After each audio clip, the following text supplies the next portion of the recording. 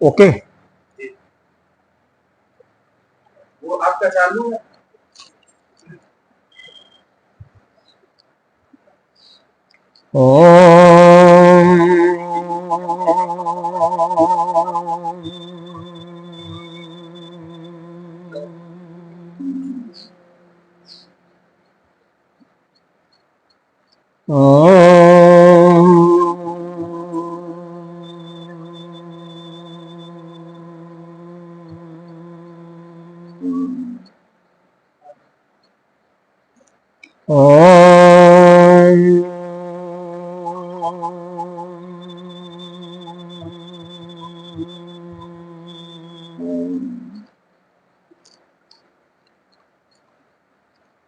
ओम सहनावतु सहनो भुनक्तु सह वीर्यं करवावहै तेजस्विनावधीतमस्तु मा विद्विषावहै।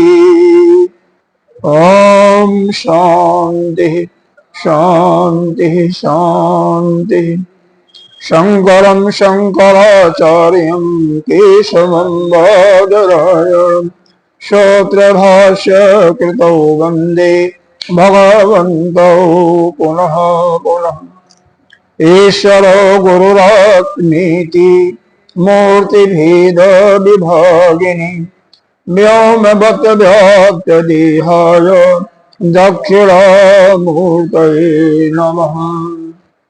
अखण्डमण्डलाकारं व्याप्तं येन चराचरं तदपदं दर्शितं येन तस्मै श्रीगुरुवे नमः। अज्ञानतिमिरान्धस्य ज्ञानाञ्जनशलाकया चक्षुरुन्मीलितं येन तस्मै श्रीगुरुवे नमः। गुरुर्ब्रह्मा गुरुर्विष्णु गुरुर्देवो महेश्वरः गुरुः साक्षात् परं ब्रह्म तस्मै श्री गुरवे नमः। त्वमेव माता च पिता त्वमेव बन्धो च सखा त्वमेव एव विद्या द्रविणं त्वमेव त्वमेव सर्वं मम देव देव। गजाननं भूतगणाधिसेवितं कपिध्वजम्बो फलचारुभक्षणम् उमासुतं शोकविनाशकारकं नमामि गणेशवरदपङ्कजम्। अनंत श्री विभूषित नित्य प्रातः स्मरणीय वंदनीय अर्चनीय 1008 श्री पंचायती महानिर्वाणी अखाड़ा के वरिष्ठ श्रोत्रिय ब्रह्मनिष्ठ महामंडलेश्वर एवं उत्तर प्रदेश संत समाज की अध्यक्ष सतगुरुदेव भगवान के चरणों में कोटिशा नमन। यहाँ के इष्ट देव संतजन ब्रह्मचारी बटुकगण मातृशक्ति, प्लीज बातें नहीं, बातें करना हो तो बहुत भक्तजन सभी के अंतःकरण में विराजमान आत्मस्वरूप परमात्मा को नमन करते हैं। आइए पहले वंदना फिर बाद में। तपोभी क्षीण पापानां शान्तानां वीतरागिणां मुमुक्षूणाम् अपक्षो अयम् आत्मबोधो विधीयते। अनादि अविद्या अनिर्वाच्य कारणो उपाधि उच्यते। उपाधि तृतीया दन्यम् आत्मानम् अवधारेत्। पंचकोशादियोगिनो तन्मयः इव स्थितः शुद्धात्मा नीलवस्त्रादि योगेन अस्फटिको यथा। कल इस विषय पर चर्चा हुई थी कि हम सब या जो भी अविद्या से ग्रस्त होता है, अविद्या का स्वरूप बताया गया, यह त्रिगुणात्मिका है, यानी 3 गुणों से युक्त है। सत्य रज तम, अनादि है, अनादि काल से चली आ रही है। और क्या है? अनिर्वाच्या, अनिर्वचनीय है, इसका वर्णन भी नहीं किया जा सकता। और हम इस अविद्या के कारण नाना रूप जगत को देखते हैं। कारण उपाधि उच्यते, और यदि हम इन उपाधियों को दूर कर दें, क्योंकि अविद्या ही, यह जो कारण शरीर है, यह अविद्या को ही कारण शरीर भी कहते हैं, क्योंकि कारण शरीर और कुछ नहीं है, अज्ञान ही है। और यह कारण शरीर बाकी दोनों शरीर का कारण है, यानी हमारा स्थूल शरीर और सूक्ष्म शरीर, यह दोनों को जन्म देने वाला हमारी अविद्या है। अगर हम अविद्या से मुक्त हो जाएं, या इसी जीवन में, इसी लोक में, इसी समय यदि हम ज्ञान प्राप्त करके अपने अंतःकरण को शुद्ध कर दें, हमारी अविद्या दूर हो जाए, तो क्या होगा? यह कारण शरीर भी उसी समय समाप्त हो जाता है, जिससे आपका स्थूल और सूक्ष्म शरीर भी, उससे भी आप मुक्त हो जाते हैं। फिर दोबारा आपको जन्म नहीं लेना पड़ता है। यह शरीर तो रहेगा, जो आपके भाग्य है या प्रारब्ध है, उसके अनुसार इस शरीर को सुख दुख भोगना ही पड़ेगा।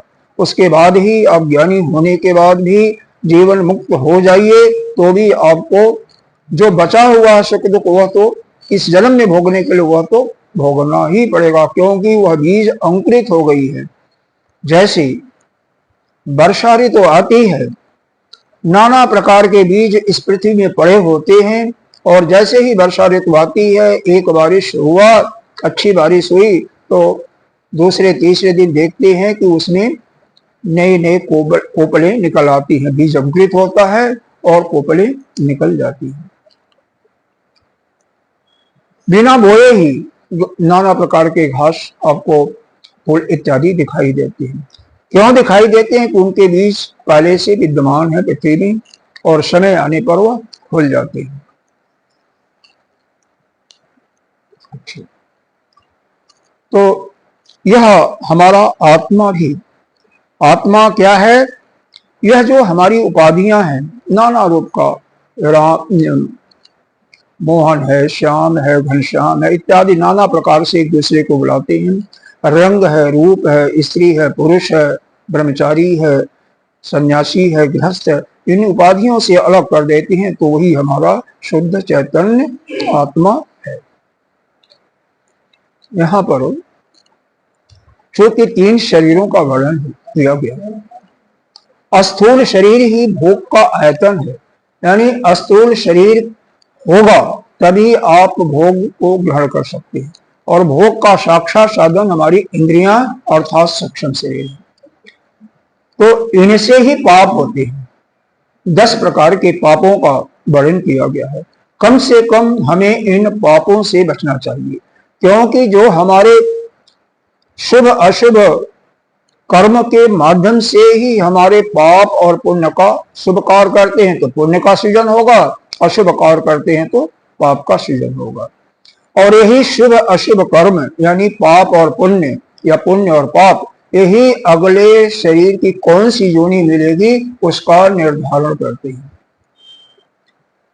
किसी के पूरे जीवन में, किसी योनि में, और इस मनुष्य योनि के अतिरिक्त जितनी भी योनियां सभी भोग योनि है, वहां पर तो कर्म नहीं होता है, वहां पर पाप पुण्य नहीं होता है, वहां पर तो केवल भोग करते हैं जो पिछले जन्मों से लेकर के है। लेकिन मनुष्य योनि में बुद्धि परिपक्व होती है, और इस बुद्धि की परिपक्वता के कारण हमें सोच समझ करके कार्य करना चाहिए, जिससे किसी को भी, किसी भी जीव को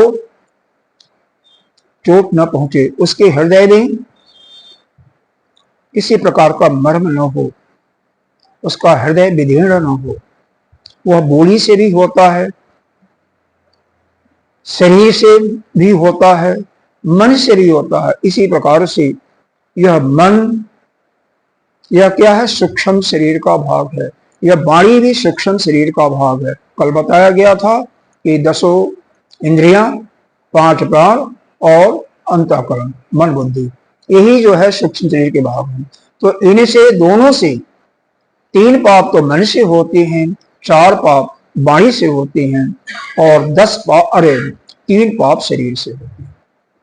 तो इन तीनों पाप, 10 पापों से हमें बचना चाहिए। क्यों कि अगर हमारा पाप ज्यादा होगा, पुण्य कम होगा, तो अधोग जोनि में हमें जाना पड़ेगा। हमारी अधोगति होगी, यानी कीड़े मकोड़े, स्थावर जंगम या पशु पक्षी या वनचर के रूप में हम जाएंगे।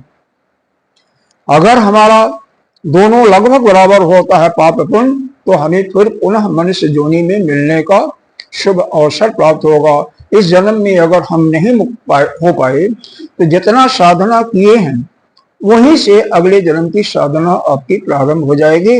और निश्चित रूप से अगर आपका प्रयास एक अच्छी दिशा में होगा, उस शुभ दिशा में होगा, अपने को मुमुक्षुत्व की भावना आपके अंदर तीव्र होगी, तो निश्चित रूप से आप मुक्त हो जाएंगे।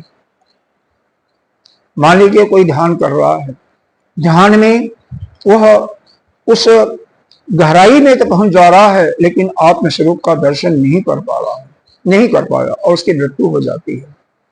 तो अगली जोनी में ऐसे परिवार में जन्म होगा जहां पर जोगी का घर होगा या कोई उच्च परिवार होगा, धार्मिक आध्यात्मिक परिवार होगा, और वहां पर उसकी साधना बचपन से ही शुरू हो जाएगी। आप देखते हैं कई हमारे बहुत उदाहरण हैं।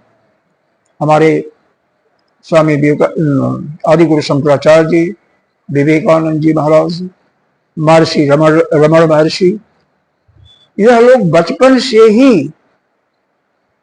इस अध्यात्म ज्ञान पर निकल पड़े।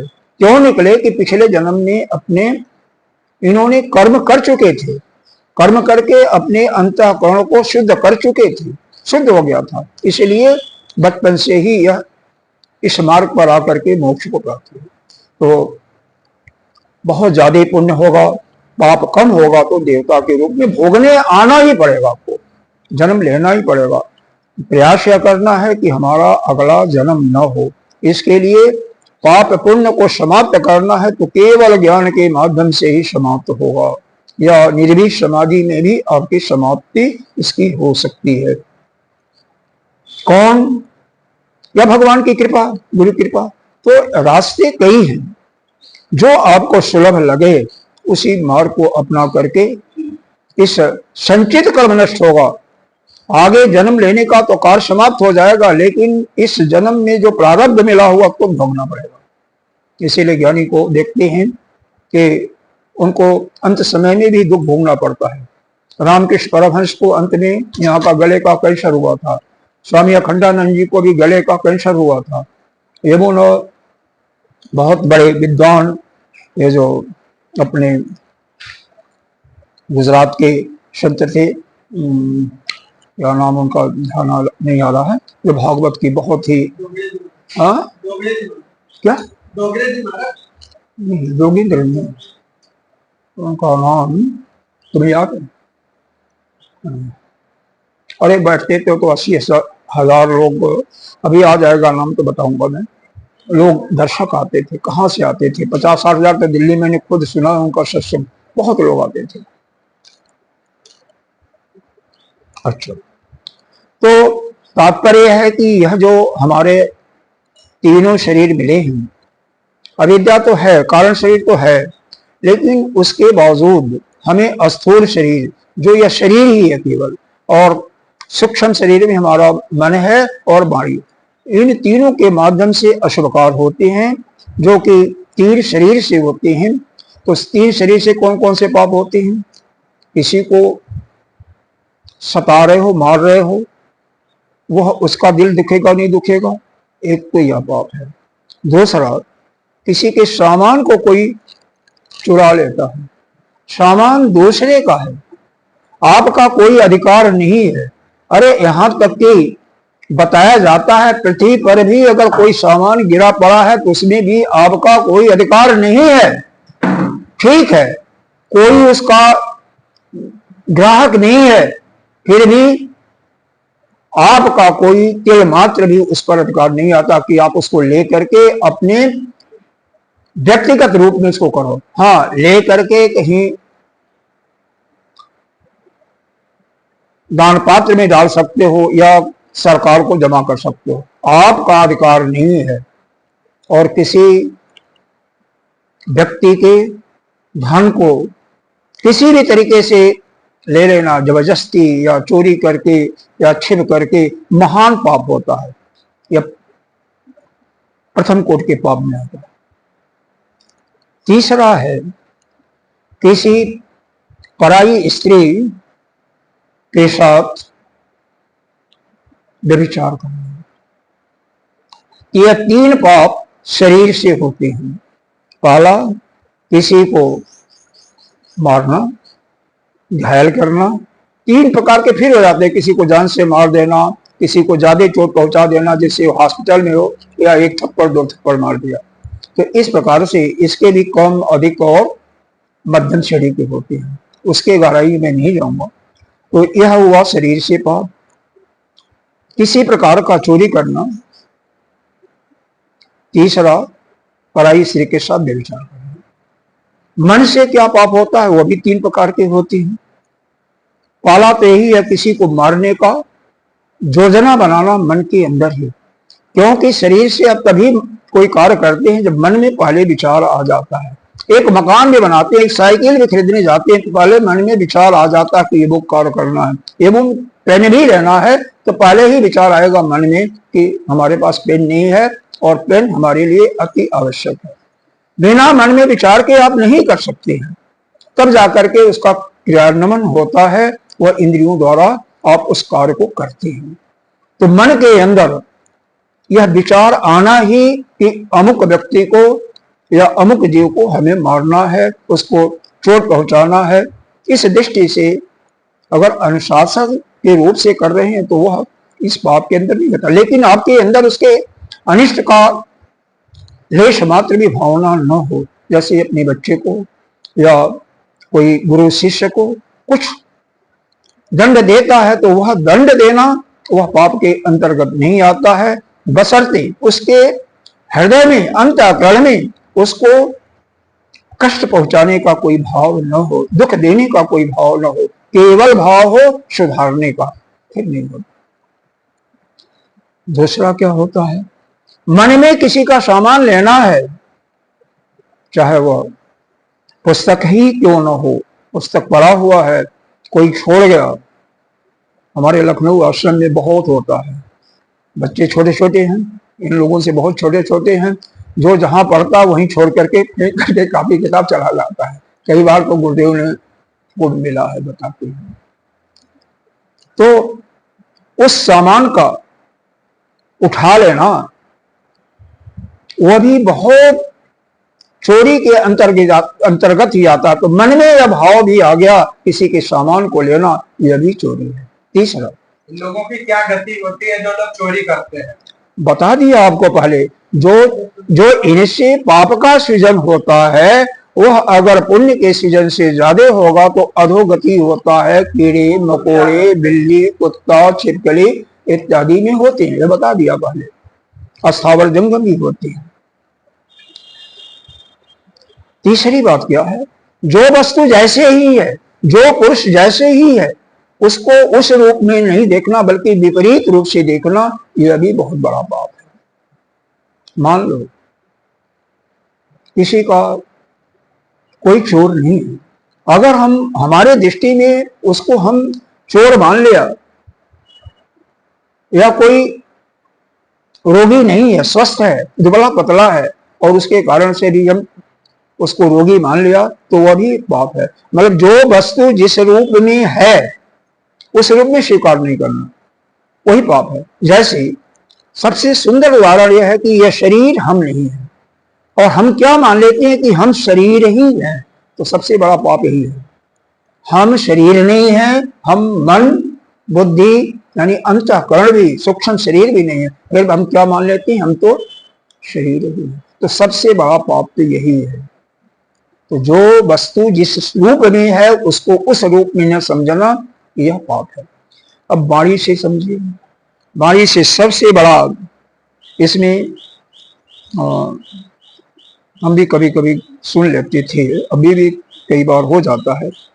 अगर कोई दूसरा व्यक्ति जो उनके सामने उपस्थित न हो, मान लो आप 2 हो 3 हो और किसी अन्य व्यक्ति की चुगली कर रहे हो, निंदा कर रहे हो, इसको कहते हैं निंदा करना, चुगली करना, यह बहुत बड़ा पाप होता है। लेकिन जो सुनता है वह भी पाप का भागी होता है।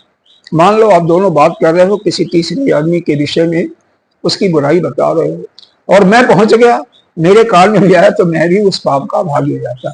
इसलिए यहाँ पर नियम यही है कि तुरंत ही आप अपने को हट जाइए। अगर उसको आप धमका करके उसके वाणी को विराम नहीं दे सकते तो वहां से आप हट जाइए, वहां से हट जाइए। और कहीं गुरु की कोई निंदा कर रहा हो तो वो तो और भी जघन्य पाप होता है। वाणी से पाप में आता है। हाँ, दूसरा पाप होता है इसका कि हम कैसे भी कर लें, अनित्र बोलना, झूठ बोलना। क्योंकि वेद में जो लिखा हुआ है वो विधि है, जो मना किया है उसको निषेध करते हैं। विधि और निषेध का हम पालन नहीं करते हैं तो हम पाप के भागी होते हैं। तो वेद में कहीं भी झूठ बोलने के लिए नहीं कहा गया, वहां पर सत्य बोलने के लिए। ठीक है, रित सत्य नहीं है, वह अस्थायी रूप से सत्य नहीं है, तीनों काल में सत्य नहीं है, लेकिन व्यवहारिक दृष्टि से सत्य तो सत्य ही बोलना चाहिए, झूठ कभी भी नहीं बोलना चाहिए। किसी दूसरे की निंदा चुगली किसी दूसरे व्यक्ति से नहीं करना चाहिए। तीसरा क्या पाप है? कठोर कटु वचन बोलना। कटु वचन में गाली भी आ जाती है, मतलब ऐसा वचन जो दूसरे को पीड़ा पहुंचाए, ऐसा शब्द का भी प्रयोग नहीं करना। अरे अब दूसरा व्यक्ति तो घायल होगा, पहले आप स्वयं घायल होते, इस बात को समझो। चौथी बात होती है असंबंध प्रलाप। मान लो 2 आदमी कोई बात कर रहे हैं, क्या कर रहे हैं आपको पता नहीं है, बीच में आप आकर के कहीं से बोलना शुरू कर दिए, तो वह असंबंध प्रलाप, मतलब जो सब्जेक्ट चल रहा है, जिस पर चर्चा कर रही है, उसके विषय में न आपको पता है कि किस संबंध में बात हो रही है, न जानकारी है, फिर भी अपना बोलना शुरू कर देते हैं। कुछ अपने मन में जो आया उसको कहते हैं असंबंध प्रलाप। यह 4 प्रकार के पाप वाणी से कहे जाते हैं। एक बार पुनः सुन लें, क्योंकि इसको ठीक रूप से अवधारण कर लेंगे तो कम से कम आज से या अभी से यह 10 प्रकार के पापों से आप बच सकते हैं। जीवन बहुत लंबा है और पाप की ही ज्यादा हो गया होगा जो करने वाले होंगे, तो कम से कम पाप और न बढ़े, जिससे हमें नीच जोनी में अधोगति हमारी न हो। इसलिए इसको अब से नहीं करें, इसका प्रण लें और ठीक से पालन करें। पहला, शरीर से पाप बताया, किसी को सताना मारना इत्यादि, शरीर से दंड देना। ठीक है, अनुशासन के दृष्टि से दंड दे रहे हैं तो वो नहीं आता पाप के अंदर, वो आपके और कि आपके मन के अंदर उसके प्रति देश नहीं है, उसकी हानि पहुंचाने का लेश मात्र भी विचार नहीं है, उसको सुधारने का, उसके भलाई का भाव है, और उस विचार से अगर किसी को दंड दे रहे हैं तो वह पाप के अंदर नहीं आता है। लेकिन आपके मन के अंदर भी है कि नहीं, इसको पीटना अच्छा, इसको घायल करना, इसको मार डालना, यह पाप है। दूसरा, शरीर से पाप बताया गया, किसी के सामान को या कोई पड़ा हुआ चीज है, किसी का भी है, आपको नहीं भी पता है किसका है, उसको उठा लेना, यह भी बहुत बड़ा पाप है। वह आपका उस पर कोई अधिकार नहीं है। चोरी करना हुआ, इसको अस्तेय कहते हैं, योग दर्शन में इसको अस्तेय नाम दिया हुआ है। ठीक है। तीसरा क्या हुआ शरीर से पाप? किसी पराई स्त्री या स्त्री के लिए पराई पुरुष से संबंध स्थापित करना, यह भी बहुत बड़ा पाप होता है। 3 पाप शरीर से हुए, 3 पाप मन से। क्रम कैसे भी कर लें कोई बात नहीं, 10 पाप याद होना चाहिए। मन से पहला तो किसी के नुकसान पहुंचाने का, मारने का या मृत्युदंड देने का मन में कोई योजना बना रहे हैं तो वह बहुत बड़ा पाप है। दूसरा, क्योंकि मन में जो आता है वही शरीर से क्रियान्वित होता है, किसी के सामान को चुराना या उसको छीनने का प्लान बनाना, योजना बनाना। तीसरा, जो वस्तु जैसी है उसको उस रूप में न देख करके क्या देखना, विपरीत रूप में। यही है, यह संसार क्या है, मिथ्या है। यह नानत्व का भेद नहीं है, लेकिन हम क्या देख रहे हैं, भेद दृष्टि देख रहे हैं ना, आप अलग आप अलग। यह भी एक पाप के अंदर ही आता है। यह तो खैर बिना ज्ञान हुए या भगवान में परम भक्ति जब तक नहीं आती तब तक नहीं हो पाएगा। क्यों? सबके अंदर अपने प्रभु को देखना शुरू कौन करता है? जो उस परमात्मा में उसका अगाध प्रेम हो गया है। और सबके अंदर स्वयं अपनी आत्मा कौन देखेगा? जिसके अंदर ज्ञान का बीज अस्फुटित हो गया। तो यहाँ पर थोड़ा सा मुश्किल है, अभ्यास करते करते यह भी हो जाएगा। तो यह हो गया आपका मन से 3 पाप, वाणी से 4 पाप, झूठ बोलना। दूसरा,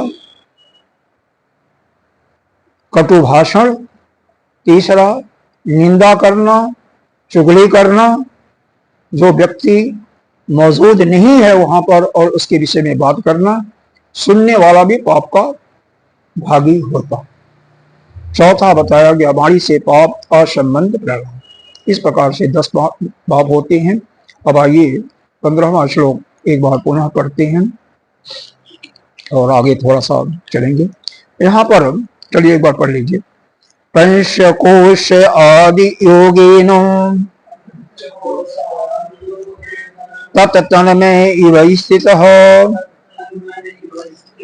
शुद्धात्मा नीलवस्त्रादि योगेन स्फटिको यथा।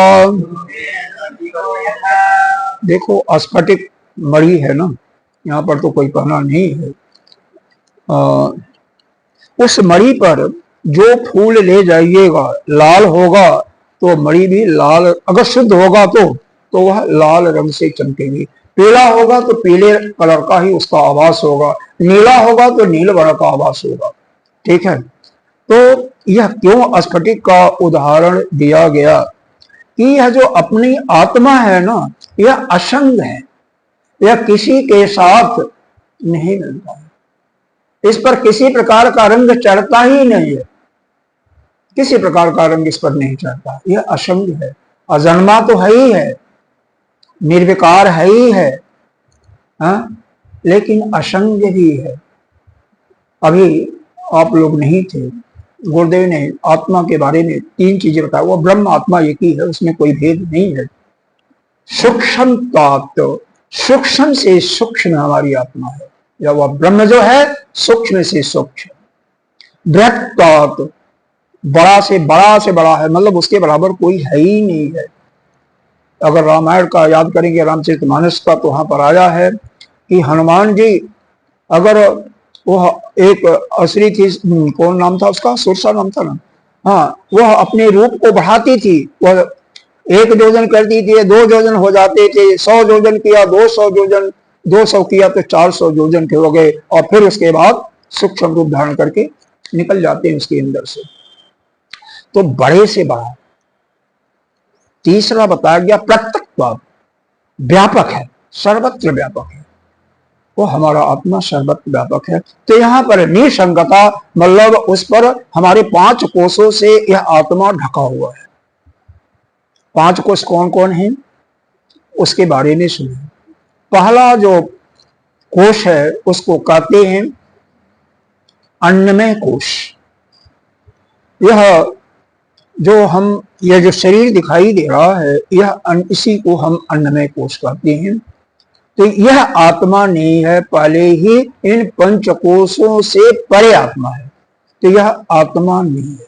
दूसरा, इसके अंदर एक सूक्ष्म शरीर है, तो उस सूक्ष्म शरीर को भाग करके कोष बनाया गया है। दूसरा कोष प्राणमय कोष। प्राणमय कोष 5 प्राण कल बताया गया था, 5 प्राण कौन कौन होते हैं, और 5 कर्मेंद्रिय बताई गई थी। तो यह 5 को 5 प्राण और 5 कर्मेंद्रियां इस प्राणमय कोष में होती हैं। इसका काम क्या है? सारे जगत के जो भी कार्य संपादन करते हैं इन 5 कर्मेंद्रियों के द्वारा ही होता है। इनका आदेश आपको मन बुद्धि के द्वारा, मन के द्वारा दिया जाता है, उनसे कार्य का संपादन करते हैं। पुनः भी सुन लें कौन कौन कर्मेंद्रिय होती है। पहली कर्मेंद्रिय है आपकी यह वाणी, दूसरी कर्मेंद्रिय है आपका हाथ, तीसरा पैर, चौथा जनेन्द्रिय, पांचवा यह आपका होता है मलयान। 5 प्राण में प्राण, अपान, व्यान, उदान और समान। भूल तो जाते हैं बोलने, सबका बोलना क्षम्य है, आपका बोलना नहीं। क्यों? आप ही भावी उत्तराधिकारी के रूप में हो, आप ही लोग आगे का इस देश का, नहीं तो कम से कम हमारे भारतवर्ष का या आश्रम का कल्याण करने हो। एक प्रकार से अगर उस रास्ते पर चलोगे तो कर सकते हो, तो कम से कम चलना तो शुरू करो। आप लोगों को ज्यादा परिश्रम करना है।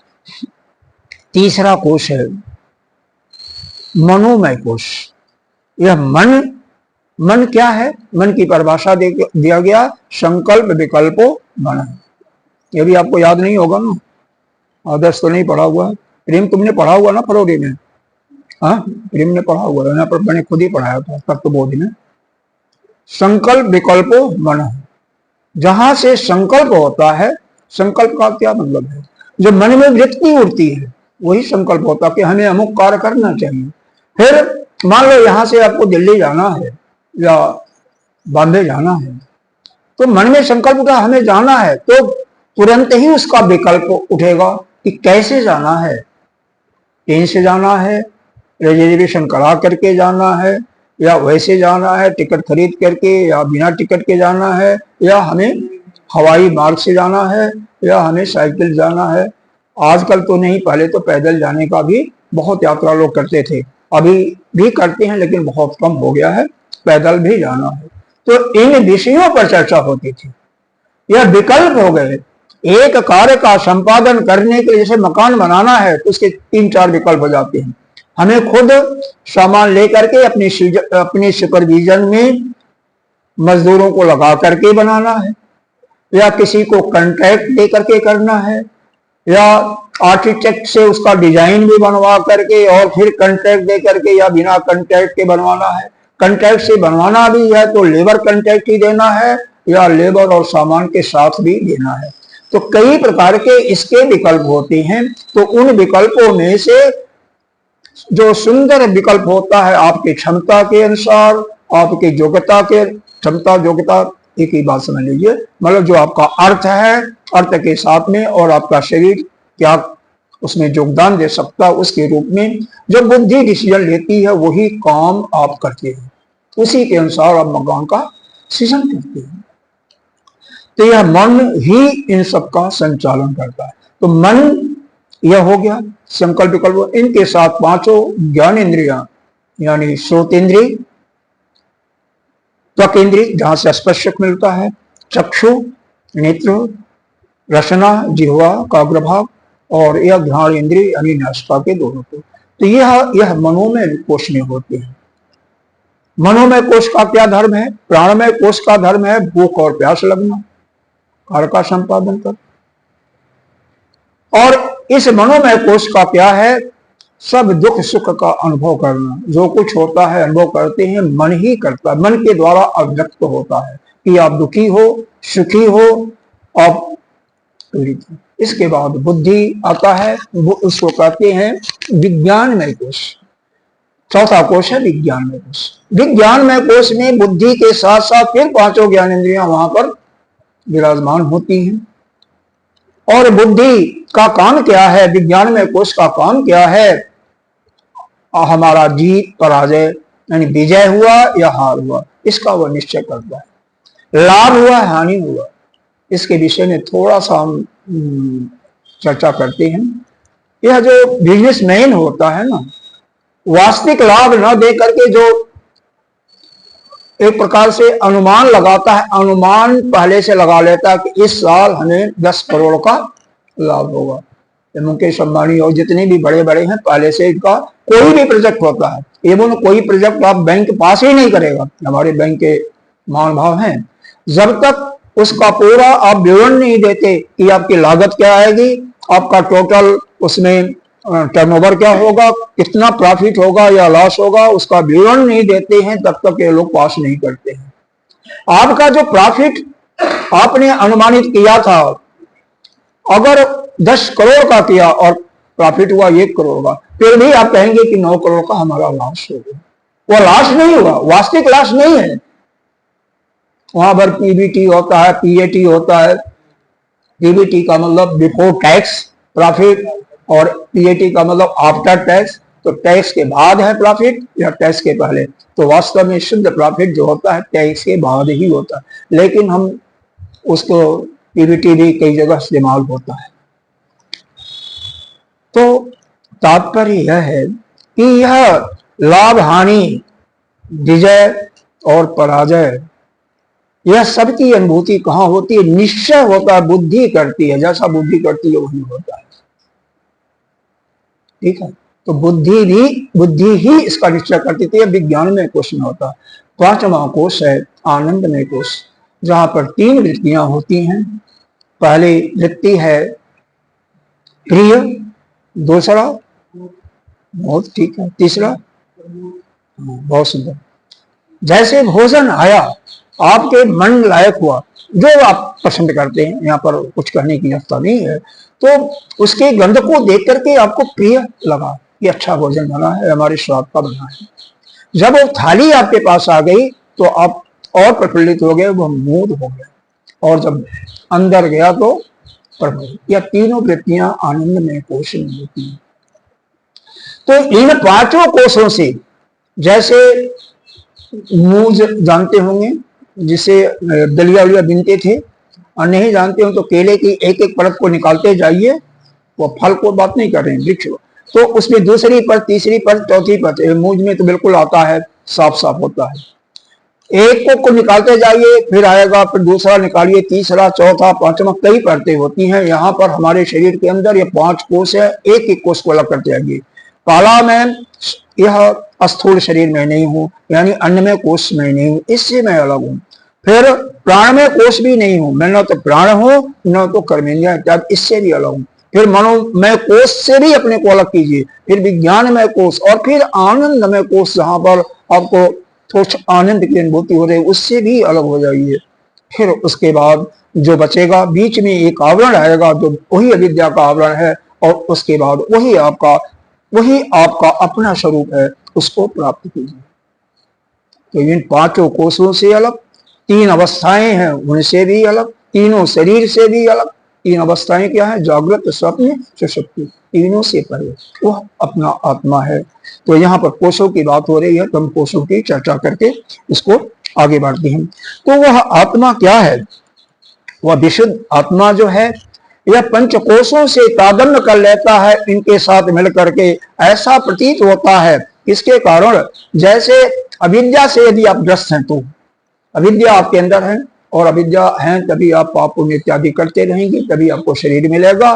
तो जैसे स्फटिक मणि में कोई भी फूल ले आते हैं, कोई रंग ले आते हैं, तो लाल पीला दिखाई देता है, वैसे ही आपको ऐसा प्रतीत होता है कि आत्मा भी इसी प्रकार का है, केवल प्रतीति होती है। वैसे आत्मा पर इसका कोई प्रभाव नहीं पड़ता है, वह तो असंग है। अगला श्लोक देखिए, समझ में आ रही है कि नहीं? जो सो रहे होंगे उनको तो कुछ समझ में नहीं आएगा भाई, जिनका मन शांत हो गया, निद्रा आ गई, तो उनको तो नहीं आएगा। चलिए आगे का माताओं के संबंध में है, क्योंकि धान को कूट करके आजकल तो नहीं, भूसी अलग कर देती थी और फिर चावल निकालती थी, उसी की बात है। तो उसी प्रकार से ये बताया गया है। बपुः तुषादिभिः कोशैः युक्तं युक्ताय अवधाय ततः आत्मानम् अन्तरं शुद्धं विरिच्चात् तण्डुलं यथा। जो आपने पंचकोशों का वर्णन सुना है उसी के बारे में यहाँ पर आगे बताया जाता है। जैसे धान है, धान को देखो, यह बपो जो है ये तो शरीर कहते हैं, तुषा को कहते हैं भूसी, तांडोलम नीचे आया हुआ चौथी पंक्ति में आया तांडोलम जैसे चावल। तो जब धान को हम कूटते हैं तो कूट करके भूसी अलग हो जाती है और चावल अलग कर देते हैं। जथा मतलब जैसे। इस आत्मबोध में एक विशेषता यह है कि कोई भी किसी भी प्राय प्रत्येक श्लोकों में जो ज्ञान दिया जा रहा है, ज्ञान का दृष्टांत भी दिया जा रहा है, यानी उदाहरण के साथ समझाया जा रहा है। यहाँ पर यही बताना है कि यह जो आत्मा है यह शरीर या पंचकोशों से बिल्कुल अलग है।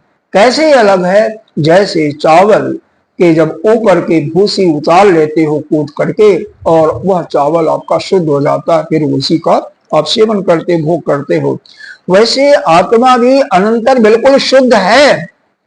उस पंचकोशों का जो भी मल है अविद्या के कारण, जो यह मल से यह आपका अंतःकरण मलिन हुआ है, वह उससे मलिन नहीं होता, बल्कि वह तो नित्य शुद्ध ही है। लेकिन कैसे?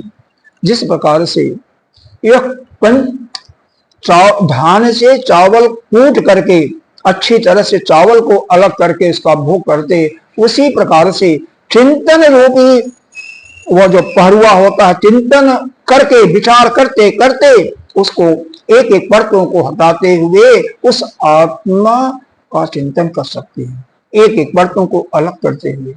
जब तक आपके अंदर जो यह मल है वह नहीं हटेगा और इन पांचों कोशों के साथ मिला हुआ मल है, तो इन कोशों से अलग करते हुए फिर आपका आत्मदर्शन या आत्मा वो आप पहचान सकते हैं।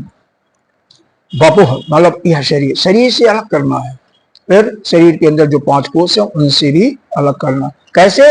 युक्ति के द्वारा। युक्ति क्या होगी? वेद में जो मंत्र लिखे गए हैं उनके द्वारा कि आत्मा जो है असंग है, आत्मा जो है क्या है? यह निराकार है। यह आत्मा कैसा है? निर्गुण है। आत्मा कैसा है? निराकार है। एक आत्मा क्या है? संकल्प विकल्प से भी रहित है। तो एक एक पर चिंतन करते हुए यह क्यों, यह सारे विचार कहाँ आते हैं? हमारे लिंग शरीर यानी सूक्ष्म शरीर या शरीर के अंतर्गत होता है। तो इनसे इसको अलग करना, यानी पांचों कोशों से अलग करके आप अपने स्वरूप में चिंतन करके विशेष प्रयत्न करके, जैसे वही धान से चावल को अलग किया जाता। आजकल तो आसान हो गया ना, कैसे? मशीन में डाल दिया और मेरे ख्याल से 5 मिनट में अंदर चावल कुट जाता है, 10 मिनट में कुट जाता है। लेकिन इस आत्मा का चिंतन करते मुश्किल अभी नहीं है। आप यज्ञ दान तप के द्वारा अगर पूछे जन्म में नहीं किए हुए हैं तो अंतःकरण को शुद्ध कीजिए और शुद्ध करके जैसे ही आप यह ज्ञान प्राप्त करेंगे तैसे आप उस अपने शुद्ध स्वरूप को प्राप्त कर सकेंगे। ज्ञान जैसे होता है वैसे ही आप शुद्ध।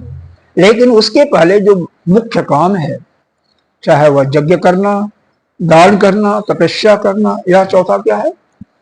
तीर्थ यात्रा करे, वो भी एक प्रारंभिक कोटि का वो भी साधना है। यात्रा करते हैं ना, बद्रीनाथ जाते हैं, केदारनाथ जाते हैं, रामेश्वर इत्यादि जो भी करते हो, वो भी एक नर्मदा जी की प्रतिमा, वो भी एक प्रारंभिक कोटि का। नीचे के जब से निम्न जो साधक बनना चाहता उसके लिए पहले प्रारंभिक कोटि की साधना है, उसके बाद पूजा इत्यादि है, उसके बाद फिर अब ध्यान में जाइए, ध्यान ध्यान करके समाधि में जाइए, वह गहराई फिर आगे होती है। और उसके बाद फिर चित्त भी एकाग्र हो गया, फिर आप ज्ञान प्राप्त करके युक्त हो जाइए। तो उसके तैयारी में आपको विशेष प्रयत्न करना पड़ता है। ज्ञान प्राप्त करने के लिए तो कोई विशेष प्रयत्न ही नहीं, इसका साक्षात कारण श्रवण मनन निध्यासन है। वेद पाठों का यानी उपनिषदों का, श्रीमद् भगवत गीता, ब्रह्मसूत्र का, इनको प्रस्थान त्रयी नाम से पुकारते हैं। तो इस प्रस्थान त्रयी में किसी एक ग्रंथ का श्रवण मनन निध्यासन करके आप मुक्त हो सकते हैं। 108 उपनिषद हैं, 10 उसमें से मुख्य हैं। सभी की जरूरत उनको पड़ती है जिनकी आजकल तो सभी को पड़ती है, क्योंकि हमारी मंद बुद्धि है, हमारा अंतःकरण शुद्ध नहीं है, इसलिए पड़ती है। नहीं तो पहले गुरु लोग शिष्य को केवल एक ही पढ़ाते थे, एक उपनिषद, उसी में मुक्त हो जाते थे, वो गुरु बन जाते थे, अपना अलग पाठशाला खोल लेते थे, गुरुकुल चलता था उनका। लेकिन क्योंकि हम ये बोले छांदोग्य उपनिषद में आता है, श्वेत केतु और क्या नाम है उनका, उनके गुरु पिता ही थे गुरु, उनका ज्ञान का उपदेश देते हैं। हाँ, उद्दालक ऋषि, तो उद्दालक ऋषि श्वेत केतु को उपदेश देते हैं क्या, तत्वमसि, तत्व के दृष्टि से तुम वही हो जो वह परमात्मा है, ब्रह्म है। 9 बार उपदेश दिया था। तो जब पुराने समय में 9 बार उपदेश दिया गया, तो हम लोग अगर 10 बार पढ़ते हैं तो कोई दिक्कत है नहीं। लेकिन उसके बाद भी हम अगर उसको अपने अंदर धारण कर लें और मुक्त हो जाए तो विशेष है, और नहीं मुक्त हुए तो फिर ऐसे ही पड़े रहेंगे। तीन उपनिषद में आता है कि अगर नहीं इसी लोक में, इसी शरीर से और इसी समय अगर मुक्त नहीं हुए तो महती विनष्टि, बहुत बड़ा अनर्थ हो जाएगा। अनर्थ क्या होगा, वही पुनरपि जन्मम पुनरपि मरणम पुनरपि जननी जठरे शयनम यह संसारे बहुदस्तारे आई मुरारे पारु पारे भज गोविंदम भज गोविंदम गोविंदम वही करना पड़ेगा ना। तो इसलिए बाबा अभी से तैयार हो जाओ कि यह जो कम से कम यह 10 प्रकार के पाप मत करो, नहीं करोगे तो क्या फल होगा, कम से कम अधोगति आपकी नहीं होगी और मनुष्य जीवन मिल जाएगा तो आपका इसमें नहीं मुक्ति तो अगले जीवन में कल्याण हो जाएगा। दूसरा, अपने मल को पूजा पाठ यज्ञ इत्यादि से शुद्ध करके ज्ञान प्राप्त करके मुक्त हो। अगला श्लोक देखिए, कहीं भी किसी को शंका हो तो बता देना, क्योंकि यह हमारा आत्मा बिल्कुल शुद्ध है, यह इस पर कुछ नहीं है, इस पर किसी प्रकार का कोई लेश मात्र भी अपवित्रता का कोई नाम तो नहीं है, कुछ भी नहीं। जो अपवित्र है हमारा शरीर ही है, क्योंकि अंतःकरण में ही सारा मल जमा हुआ, जन्म जन्मांतर का जो हमारा कर्मों का लेखा जोखा है वह चित्त पर ही पड़ा हुआ है, उसी को दूर करना है। अब आगे इसी का और स्पष्ट करते हैं, सदा सर्वगतो अप्य आत्मा न सर्वात्र अभासते बुद्ध एवेवाव आभासेत स्वक्षेष प्रतिबिंबवत। हमारा आत्मा सर्वत्र सर्वव्यापक है, सर्वव्यापक है, फिर भी उसका आभास सर्वत्र नहीं होता।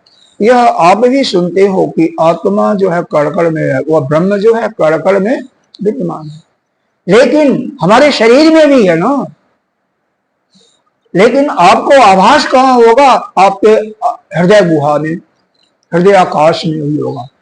जैसे अग्नि सर्वत्र सभी लकड़ियों में सभी काष्ठों में विराजमान है, लेकिन किसी काष्ठ को जलता क्या, जब अग्नि प्रदीप्त होगी तभी उस काष्ठ को वह होगा साधारण।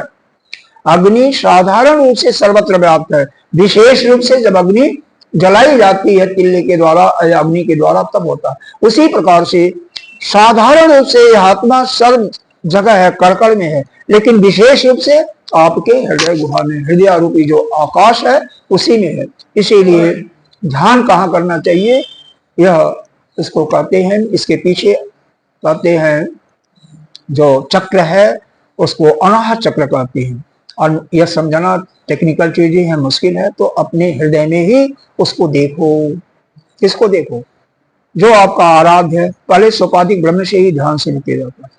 उस निर्गुण निराकार का या अपनी आत्मा का ध्यान प्रारंभ में नहीं हो सकता तो सोपाधिक ब्रह्म, क्योंकि तत्व की दृष्टि से आप और वह जो अवतार के रूप में आता है, राम, कृष्ण, हनुमान, गणेश इत्यादि, माँ जगदम्बा, किसी का ध्यान करो और धीरे धीरे उस तत्व को पहचानो, धीरे धीरे उस तत्व को पहचानो और मुक्त हो जाओ। आप स्वयं ब्रह्म हो, लेकिन जो भ्रम का पर्दा पड़ा हुआ है उस पर्दा का निवारण केवल केवल ज्ञान से ही हो। सुनते सुनते ही आप मुक्त हो सकते हो। जो सुनो उसका मनन भी करो और फिर निध्यासन भी करो। आगे देखो क्या कहते हैं। सर्वत्र भाषित है, साधारण रूप से, बुद्ध एवावभाषेत सक्षेष प्रतिबिंबात, उसका अनुभव केवल शुद्ध बुद्धि से हो सकता है। इन इंद्रियों द्वारा तो उसको पकड़ नहीं सकते हो, मन बुद्धि के द्वारा उसको जान नहीं सकते हो, आपकी चक्षु देख नहीं सकती है, किसी कोई भी इंद्रिय उसके पास नहीं जा सकती है। लेकिन बुद्धि भी दो प्रकार की होती है, एक शुद्ध बुद्धि और एक अशुद्ध बुद्धि। उसको कई लोग शुभ बुद्धि और अशुभ बुद्धि कहते हैं। जब बुद्धि सात्विक होती है, हालांकि यह बुद्धि जो है पंच महाकोशों के सत्व गुण से ही बना हुआ है, लेकिन हमेशा कोई गलत कार्य ही करता रहे तो उसकी बुद्धि क्या हो जाएगी। हमेशा कोई किसी को सता ही रहा है, कटु वचन ही बोल रहा है, या चोरी ही कर रहा है, डाका ही डाल रहा है, किसी का सेन ही मार रहा है, तो उसकी बच्ची या शराब पी रहा है, तो उसकी बुद्धि क्या हो जाएगी, अशुद्धि होगी ना। तो उसके उस बुद्धि के अंदर क्या आत्मा का दर्शन होगा, कभी नहीं हो सकता, कभी नहीं हो सकता। कोई भी यह काम कर रहा, तो जब बुद्धि जिसकी बिल्कुल शुद्ध होगी, जिसका अंतःकरण बिल्कुल मल से रहित होगा, बिल्कुल शुद्ध निर्मल जल जैसा, दूध जैसा, बिल्कुल निर्मल स्वच्छ, उसी के अंतर्गत यह भासते, यानी उसी बुद्धि में, उसी शुद्ध बुद्धि में उस आत्मा का उसको अनुभव होगा। अरे आप स्वयं को पकड़ नहीं सकते, स्वयं को देख नहीं सकते, लेकिन केवल केवल अनुभव होगा, क्योंकि जानने वाला जिस वस्तु को जानता उससे अलग होता है। आपका तो स्वरूप वही आत्मा का है, तो आप कैसे उसको जान सकोगे, उसको जान नहीं सकोगे। इसीलिए लखाया जाता है कि आत्मा इस प्रकार का है, लखाया जाता है उपाधियों के द्वारा। उपाधियों को हटाया जाता है, एक बार अध्यारोप किया जाता है और दूसरी बार उसका अपवाद किया जाता है। यह सृष्टि है नहीं, जीव नाम की संज्ञा कोई नहीं है, लेकिन एक बार क्योंकि हम लोग व्यवहारिक दृष्टि में दिखाई देते हैं, इसलिए जीव की सत्ता को मानते हुए जीव के जो जन्म जन्मांतर का कर्मों का बोझा वो ढो रहा संचित कर्म के रूप में, उसका निराकरण करके फिर उसके द्वारा उसको लगाया जाता है। फिर बताया जाता है कि आत्मा है, ऐसा है, अग्राह्य है, अवर्ण है, वह शुद्ध है, अपाप विद्ध है, ऐसा इस प्रकार से इसको बताया जाता है। उसके यह जो रोए इत्यादि है, कुछ की कोई भी चीज नहीं है, निराकार, इसको बता करके फिर उसको लगाया जाता है। और उसका केवल अनुभूति ध्यान के माध्यम से ही हो सकता है। जब ध्यान कब होगा, जब तक संसार आपके मन में रहेगा तब तक ध्यान नहीं, ध्यान की गहराई में आप नहीं जा सकते। तो संसार को अपने मन से हटाना होगा। कैसे हटेगा, कम से कम अपनी इच्छाओं पर कंट्रोल करो। जब संसार से कुछ चाहिए नहीं होगा तो आपका मन संसार में नहीं जाएगा। हमें जिससे चाहिए होगा, जिसके उसी के प्रति आकर्षण होगा। और जब हमें किसी से कुछ नहीं चाहिए तो सभी बराबर हैं। क्या मतलब, जैसे बटलोई में एक चावल को टोया ना, वो पक गया, ठीक है, पूरा पक गया, सब एक ही जैसे। उसी प्रकार से हमें जो है केवल उसी आत्मा का पहचानने के लिए किसी अन्यत्र किसी चीज की जरूरत नहीं है, बल्कि स्वयं अपने अंदर ही उसका चिंतन करते हुए जो जाप करते हैं, जो भी मंत्र उनको मिला हुआ है, गुरु प्रदत्त है, वही मंत्र श्रेष्ठ है।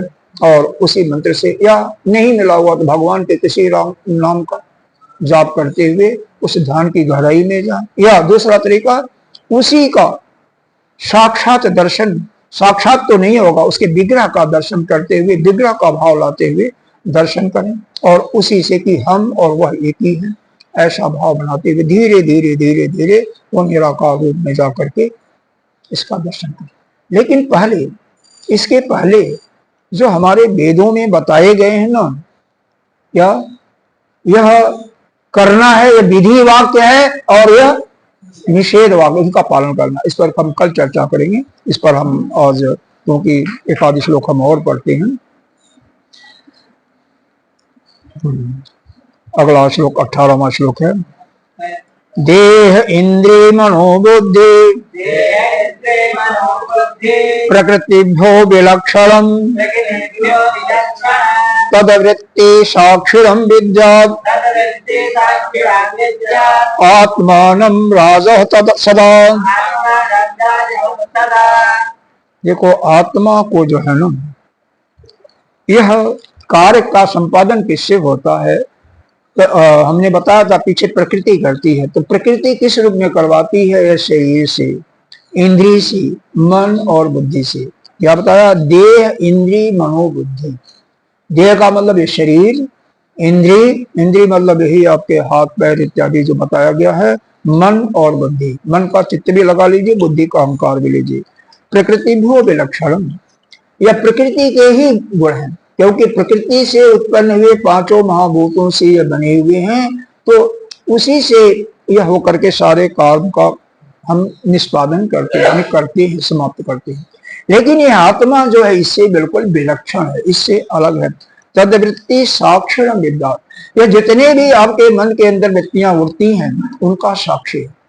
अगर केवल एक ही का दर्शन करो, जो भी वृत्ति है, जो मन में विचार है, उसमें उस परमात्मा को देखो, आप कुछ मत करो।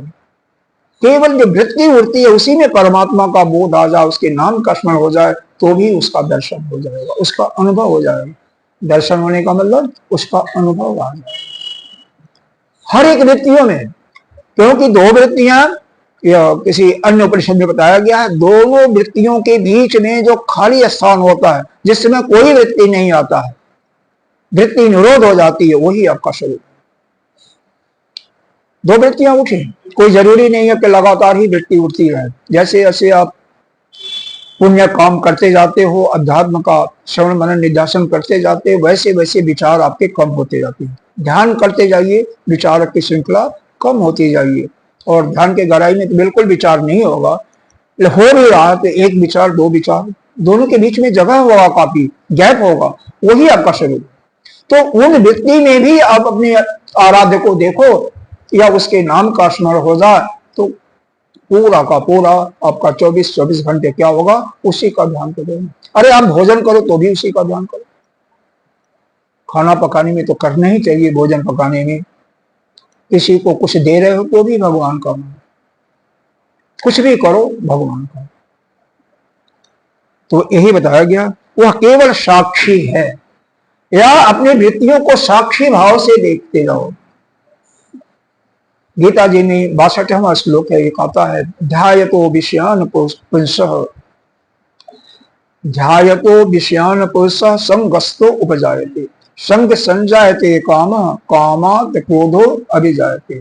63वां भी आ जाता है इसी में, क्रोधाति भवत् सम्मोह, सम्मोहात् अस्मित विभ्रम, अस्मित ध्वंसात् बुद्धिनाश, और बुद्धिनाशेन प्रणश्यति।